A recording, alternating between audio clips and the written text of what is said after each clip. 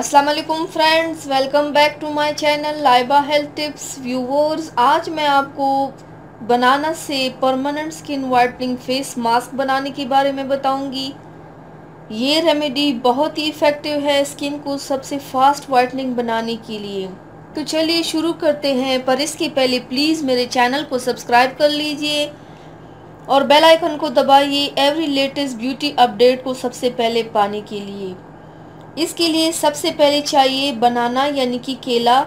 सबसे पहले केले का छिलका उतार कर छोटे छोटे टुकड़ों में काट लीजिए और फिर एक ब्लेंडर की मदद से इसका पेस्ट बना लीजिए। बनाना में विटामिन ए और विटामिन बी भरपूर वाफर मकदार में पाया जाता है, जो स्किन से ब्लेमिशेस और डार्क स्पॉट्स को फाइट करता है और स्किन टोन को लाइटन बनाता है।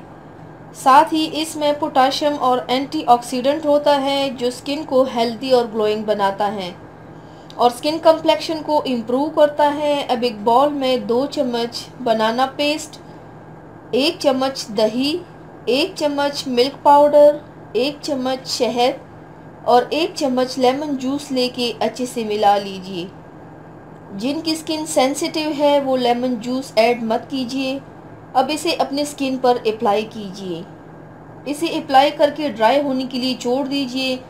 जब ये पूरा ड्राई हो जाएगा तब इसे नॉर्मल वाटर से धो लीजिए। फेयर स्किन पाने के लिए इस बनाना फेस मास्क को आप हफ्ते में 2 से 3 बार अप्लाई कीजिए।